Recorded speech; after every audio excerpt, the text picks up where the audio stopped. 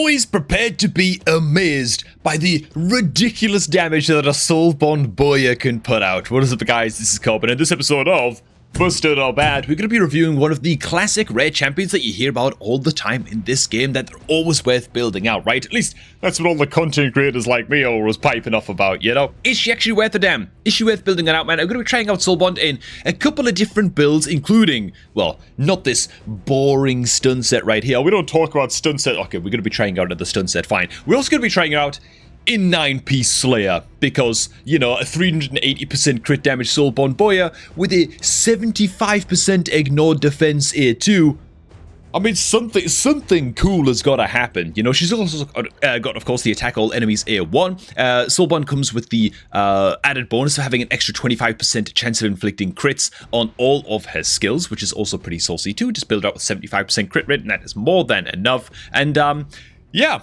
Let's do it! Before we do, if you're looking to start off a new Raid Shadow Legends account in 2025, a new free-to-play adventure, or you're looking to start, get a friend to start playing Raid Shadow Legends, send them the link that's down below at the top of the video description box to ensure that the new account that your friend creates gets off to the best start possible, or use that link yourself, man. We're talking a free legendary champion on day one of your new account, whole bunch of free epic champions as you level up your account, Thule and Foulbeard on day one of your new account with promo code Demon Slayer.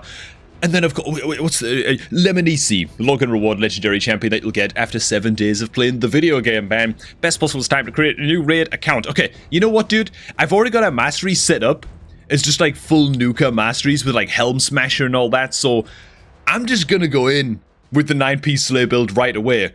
Can she nuke? We're getting to the section that's usually the finale of these videos, nice and early. And would you look at that, man? The gods that be of Priam deigned to give us a free daily, you know, gear removal for an hour, just to see if we like it. What do you mean, just to see if we like it, Priam?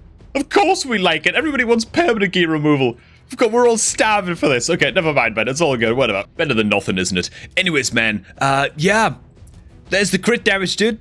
346%. Basically pulling all of the gear off of my Thor to do this. And oh, there's also gear enhancement going on right now as well. So let's see if we can triple roll crit damage here. No, bit of HP. Well, we get a bit of an extra attack from that as well, so that's fine. As for the relic, I normally wouldn't do this, man, because it's a big old investment to be continuously removing stuff from people, but I'm sorry, Thor. I'm sorry. I'm gonna pay the cash, and we're gonna get this cat's gaze over onto a more deserving champion, is what I should say. I ain't even apologizing, actually. I take that back. Thor, get in the gutter, dude. It's time for soulbond. Now, I'm going to be using Slayer gear just to test out our A1, because Slayer gear gives you ignore defense with AoE skills, like attack all enemy skills. So we're going to be trying out the A1 with full Slayer, and then we're going to be trying out something like full lethal for the A2. Okay. Let's do this, man. So we're going to be testing this out in Dragon at 19 for the time being. So there we go, man. There's the increased attack coming in from the Arbiter. We're going to place the weaken, decreased defense from Lydia. Then we're going to come in with increased crit damage on Archmage Helmet. We're just stacking up everything here, boys. And of course, we're running Alice the Wanderer as the aura lead for increased attack. Test out the A1 from soulbond here. You know, for an A1... it's not bad, man. Of course you shouldn't be building your soulbond like this, by the way. I shouldn't have to throw a disclaimer in here at this point of the video, but I'm going to. Let's just compare it to my Alice's A2, which I'm expecting to get hit more. You know, it didn't hit that much more, though. 9-piece Slayer soulbond, new meta established. Let's also try out A2. Now, of course, this is not in the correct gear. Slayer doesn't do a whole lot for your single target skills, but we get all kinds of ignore defense on this, so let's just toss it into the Spirit Host in the middle, I guess. Oh my god. Okay, 300k.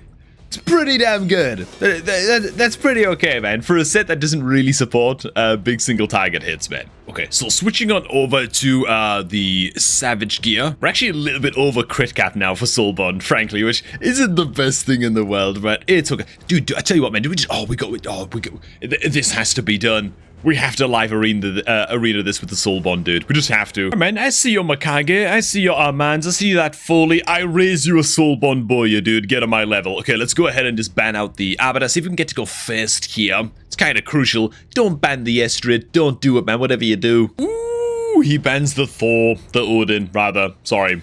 I mistook you for your dad there. No, I didn't. I mistook you for your son there, Odin. god. Okay, whatever, man. Let's go first and let's clap some cheeks. Oh, mans, don't ruin my fun, dude. Don't ruin my fun. Oh, his mans isn't actually that fast. What the hell, man? Okay, nice. We can go ahead and decrease speed on all of these nerds. I'm just going to boost 10 meter here. Frankly, with my blah, blah, blah. I could use the... Oh, God. Do I ally attack here? Do I ally attack? Oh, I'm going to ally attack, you know. I'm going to make use of Soulbond's A1 here. Bonk. And then... Ugh! Just like 100k on everybody, dude. Let's try this in Classic Arena, man, where we've basically got all the same tools as we would normally have anyway that we used against the waves of enemies. Except this time we're up against, you know, oh my god, dude, they're stealing so much. No! Oh my god, this guy's got a Karosa, dude. What the hell are we even doing here, man? Okay, let's take on this net. Okay, very, very good. This one's all coming together, man. Let's try the A1. On the Adolin. Adolin's like very, very high health. Let's just go in for this big old smack, man, with the A2, actually, sorry. All kinds of ignore defense here. Yeah, that right there does hit the spot. Okay, let's go ahead and just put the Karosa on sleep real quick. Land the fear on the Alice. See if we can make the Alice miss a turn so we can get off another A1 here.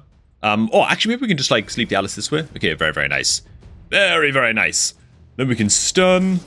No, we just woke her up, dude. Oh my god. It's a disaster. Well, it's fine. It's fine. We can still just attack him with the A1. And just hit for like a quadrillion. Well, exact same test again. Just going straight into the A1 on the soulbond here, man.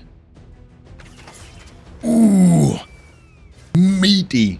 Saucy, chunky. Not quite enough, though, to actually kill off all of the big support boys, man. Very, very close, though, I'll tell you that. Let's test hard mode Doom Tower secret rooms, man, where we can only use rare champions in this room anywhere, right? And to be fair, you know what, man? After seeing the damage that this gal can actually do into waves, I'm kinda sold on this idea of potentially just building your soulbond to do this, right? To just smack waves of enemies. Like, you don't be putting like the best gear in your account and stuff like that, obviously. But what I'm saying is, I think it's fine if you do decide to build out your soulbond to be a primarily a damage dealer. She is an attack champion after all. Like, it's not the most ridiculous idea in the world. A1 coming in for just reasonable damage against these guys. Swing in with the big A2. And I mean, the A2 just deletes something, like, which is always really, really cool as well. That said, let's switch her on back onto her stun set gear, which is, frankly, the much more sensible way to be building your soulbond bowyer. Oh god, we rolled into more crit rate. It's actually like the worst stat that we could have possibly rolled into. Where, like, the way that I've got my soulbond built out here, man, in a whole bunch of stun set gear, I think is on point. I think is what you're looking for. I've got in some hand-me-down gear, right? She's still rocking crit damage gauntlets because, again, you've only got to build 75% crit rate on your soulbond, right? You don't need to worry too much about hitting crit cap, and so you can, generally speaking, afford to go crit damage gauntlets very, very easy on the soulbond and still hit that crit rate that you are looking for. But I'm not putting, like, the best, like, perception crit damage gear that I've got on the account on this gal. Her crit damage is fine, it's okay at like 240%, but I'm more focused on making her fast. That said, I'd like her to be running even faster than this, like a mega super fast high speed stun set soulbond is generally going to be best case scenario. We can also go ahead and up the crit damage on this as well. That's going to be best case scenario. For me, truth be told, I just don't have very good stun set gear to spare for the soulbond. I don't have many like double speed rolls and stuff like that, right? It's just not really a thing that I've got going for me, so I just can't get it going that fast. So I'm going like half damage dealer, half stun set, which I think is actually a fine alternative. I will also go in and change her masteries so that we can eventually pick up the Fearsome Presence mastery, increase the chance of placing stun from skills or artifacts by 5%. To be honest, I'm very, very tempted to go half into the offense tree right now as well, but I'm going to be sensible. I'm going to go with the support mastery tree all up and over here, mostly for this right here, Arcane Celerity, chance of increasing 10 meter by 10% when a debuff cast by this champion is removed or expires. So whenever a stun expires on our stun set, that's going to come in very, very handy. Also increase the base stat set bonuses of all artifact sets that increase base stats. This is also going to be pretty good for us as well. So that's what the new just stun set heavy build is going to look like. Also roll this ring up to 16, even though it's not particularly amazingly good. I'm just going to get it done because there's gear enhancement going on right now. And just give me a sec while I go in and rebuild all of the Nukas builds that I completely ruined. Oh wait, what? Why don't I have this saved as a preset? Oh, for God's sake. Okay, did go ahead and remove the cat gears as well. Let's get that back on the Thor. Thanks, Priam, for the fun tax, by the way. I tell you, I will get it equipped up with the Molten Death Bell relic. This is actually very, very good. Whereas 10 meter increases by 10% when applying stun, right? Just a nice little one to have. And so let's test out in a very, very budget-ish kind of Spider's Den team, man. We've got the Deacon as Aura lead. We're going to have Scylla the Drakes and Soulbond herself, both just spamming out as many stuns as they can against the Spiderlings. We've got big wave control here as well, and some decent 10 meter control between Soulbond and Cold Heart also. So let's just see how this goes. Let's see how aptly they can actually control and keep ahead of all of these Spiderlings here. We've got a lot of like AoE 10 meter decrease on this team as well. Of course, where the Deacon just didn't open with this 10 meter manipulation there for some reason, but that's all good. Anyways, wow, we actually stunned like most of the Spiderlings, dude, just from the Scylla the Drakes and Soulbond combo already. I think like maybe 2 spiders are gonna get an attack in here, which is kind of fine. Very, very nice. Huge AoE damage also. Dude, not expecting this to go as well as it looks like it might be going here. Soulbond is also going to be coming in with her 10 meter decrease as well rather soon. Dude, she's just spamming the A1 over and over. Is that part of the team AI? I've never tried this before. Maybe she just like hyper prioritizes using her A1 kind of no matter what. Yeah, she just used it again. Dude, she just spams her A1 into Spider. She just doesn't care about anything else, insofar as I can tell, which might not actually be the worst thing. But if you wanted to control the Spider's 10 meter with her A3, it looks to me like you're gonna have to set that as like a priority skill so that she uses it all the time. What's interesting as well is that she's also taking all of the attacks coming in from the Spiderlings as well. I wonder if you could just build her out in something like a lifesteal set with the counterattack passives as well in the defense mastery tree, almost similar to like a Zephyr. Oh crap, I forgot the name of that champion now, dude. Zephyr Sniper, that's the one. I just looked it up. We can build her in like a lifesteal set and rely on like counterattacks, and because she's like the only Spirit Affinity champion on the team, or she's at least the lowest health Spirit Affinity champion on the team, she takes all the attacks from the spiders, but she counterattacks like an absolute madman, which is actually what's happening right here, which is kinda nutty, man. We might have to go ahead and manually take over the fight here for just a second, just to ensure that she's going to get the 10 meter control off against the boss. Otherwise, the boss might just get a hit off, which is not ideal. So let's go ahead and give that a shot right now. It is on the A3. Bam! Massive 10 meter depletion, bro. I tell you what, it's actually not bad. I'm actually, dude, in real time, I'm real impressed with how she's doing here, to be fair. When she's counterattacking all the time like this, man, with just the correct masteries. Very, very nice. And the stun set control on the Spiderlings is fine. My Scylla the Drakes is booked, but ideally instead of Scylla the Drakes, you'd be using like a higher land rate stun champion anyway, you know? Okay, this is not bad though. And surely it will go down. Well, it's about to die anyway. There you go. It wasn't exactly a quick clear, but you know what?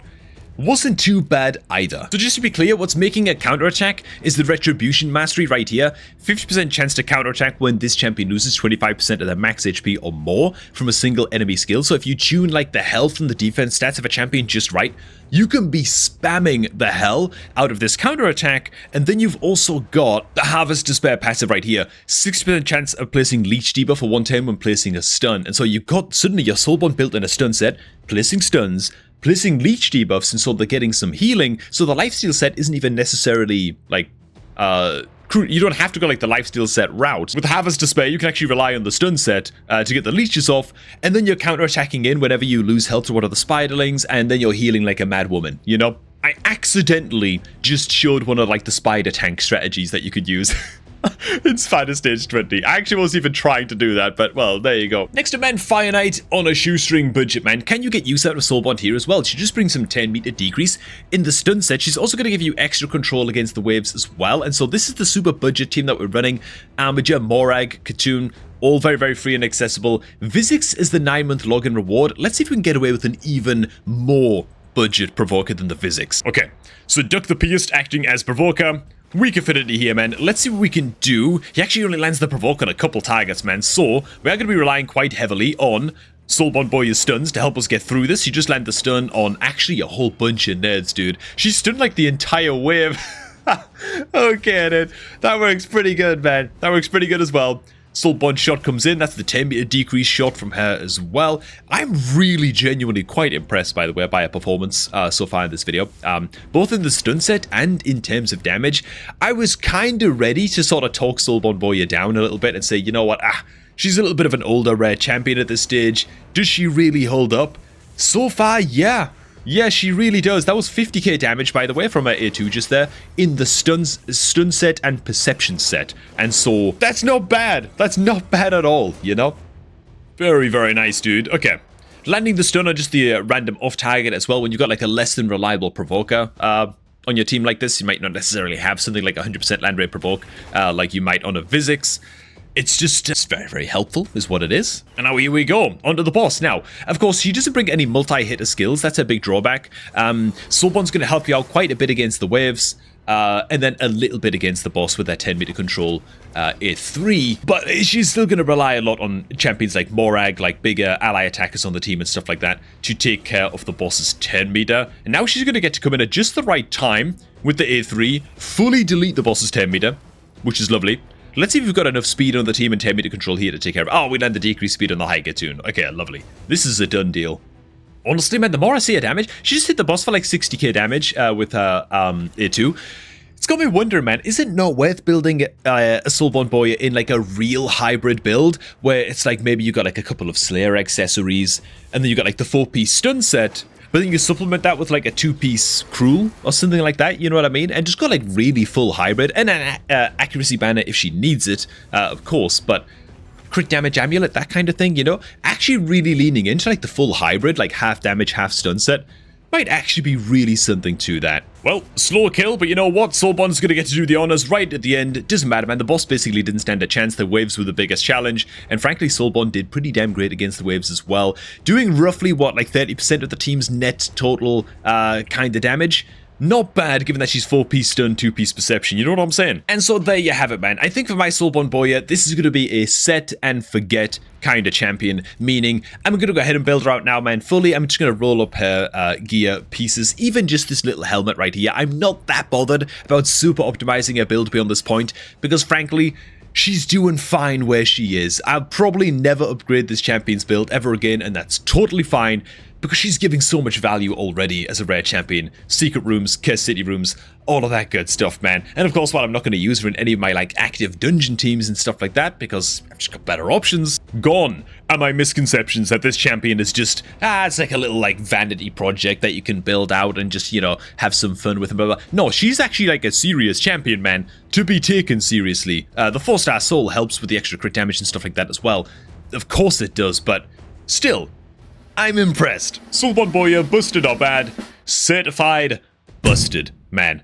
Thanks for watching, guys. Hope you guys did enjoy this one, man. Let me know what you guys think of soulbond bowyer down below in the comments, man. Have you built her out on your account? Is she a champion that you used back in the day, maybe? And stun sets and stuff like that, but you've since kind of filtered her out of your collection and just vaulted the champion a little bit. Do you consider this champion food and think I'm an absolute psychopath? Let me know all down below, man. Hey, if you're looking to start off a new Raid Shadow Legends account, man, then pick up my beginner promo link down below at the top of the video description box, man. Click on that son of a gun, use it to create a new account for the best start possible on a new Raid account in 2025, man. Or send that link to a friend, man. Even better, get them addicted to this darn video game as well. Thanks for stopping by, and I'm going to catch all of you all this a tad bit later, man.